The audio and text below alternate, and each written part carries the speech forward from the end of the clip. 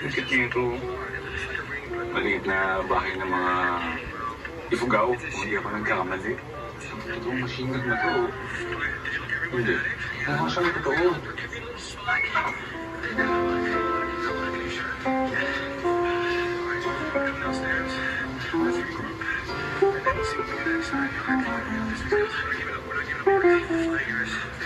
So ano siya? Camping site na events place. At nung medyo hindi na masyadong mainit, ay punesto ko na ang ating camper van. Kaya nga, ayan o. Ready ko tayo. Pagas pa. Yan. Parang ilaw natin tayo. Libre ilaw na. Yan. Oh, yan. Burst into tears and shook myself up in my room. I took out my own chess set and started playing. Chess was my thing.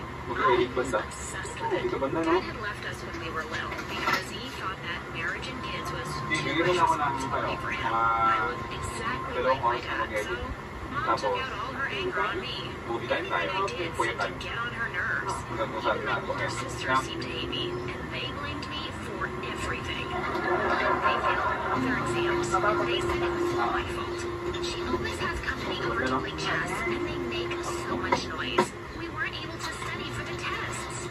What? Mom started shouting at me and said I had to clean their rooms for a month to make up for my poor sisters. I'd had enough. In your dreams. Meron akong hack dito para mas lumawak yung tulugan sa ano. Kasi nga malaki yung bluete dyan. Ay ito ang naisip ko. Tinutupi ko yung upuan ng driver. Tapos yung bluete, dito ko siya pinapatok sa taas. Yung likuran, tulugan. Ganun kami na maayos. Nakakaulit kami na maayos. Tapos kinabukasan, mabalik ko na siya sa taas. May mga campers na brong darating ngayon? Okay. Ayan na natin ito. Ay, provision na lang. Binubuksan ba bro yung ano? Ilaw na lang magabi. Huwag ka mag-yan. Thank you. Ano gusto mo mag-ano? Magluto?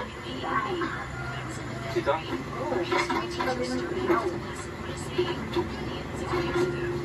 Gusto mo pag-ano? Marapan sa'yo. So, meron tayo ng upuan. Lutuan.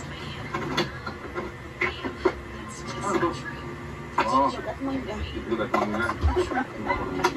May apple pa. May kasimple. May kakonti ang dala namin. Kalan! Dito lang pwesto ng lutuan mo dito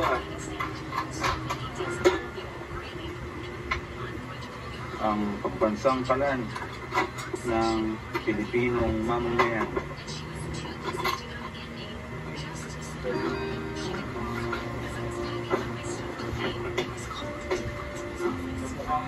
Solo natin yung camping site ngayong gabi, mga first time. Pero no worries naman kasi safe naman yung lugar, may cave din naman.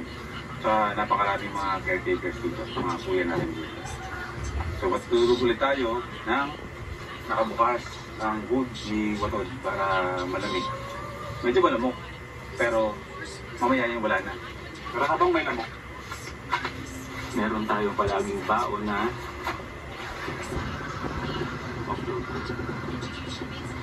pag lumabig naman na yung kapaligiran, ano naman yan, nawawala naman siya. Naglahin ko ng mga toiletries.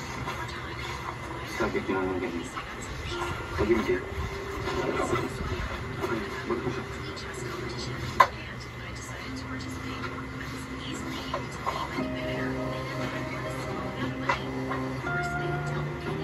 Mahaba ang gabi, wala tayong masyadong gagawin.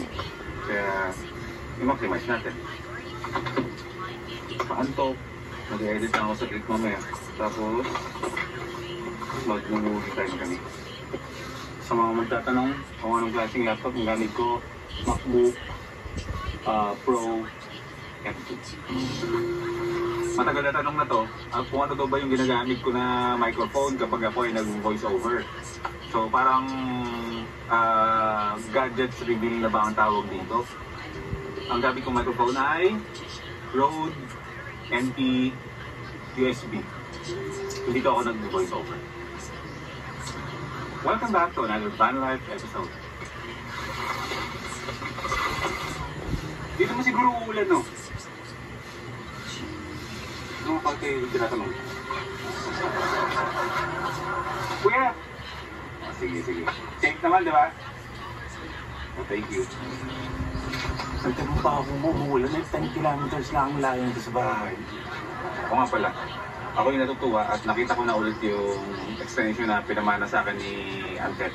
Yung bahay jeep na nasa Mindanao yata sila ngayon. Bro Antet, maraming salamat dito sa pinamana niyo sa akin na extension. Ang usapan namin dito is kapag nag-cross ang landas namin anywhere sa Pilipinas, ibabalik ko ito. Yun ang usapan namin. So, mga future plans natin, hindi ko muna i-announce. Titigilan ko pag-announce ng mga plano para ma-surprise na lang kayo. Basta, saka na.